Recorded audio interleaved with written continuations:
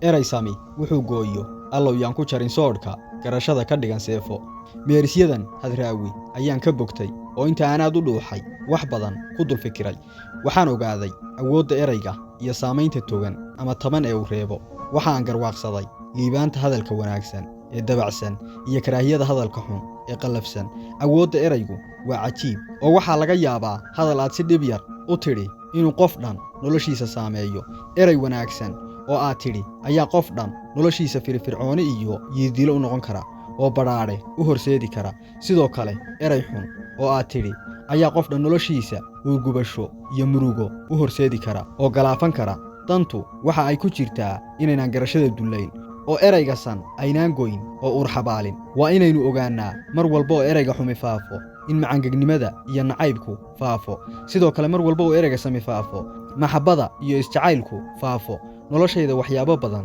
ayaa iska beddelay oo dhan kasta leh wixii aan shalay rumaysnaa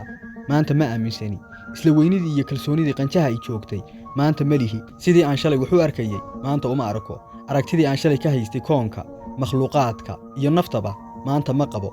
waxa aan soo maray marxalado badan oo kala gedisan oo ay mid kastaa waayo aragnimo iyo dareen gaar ah ku suntan tahay waxyaabo badan ayaan ka koray oo waxa aan ka koray harawsigii iyo inaan dhaqan duugoobay meel ugu oodnaado waxaan noqday nin xor ah oo si xor ah u fikira waxaan noqday nin xor ah oo si xor ah u hadli kara waxaan noqday nin xor ah oo si xor ah go'aan u qaadan kara waxa aan noqday nin xor ah oo si xor ah wax u fulin kara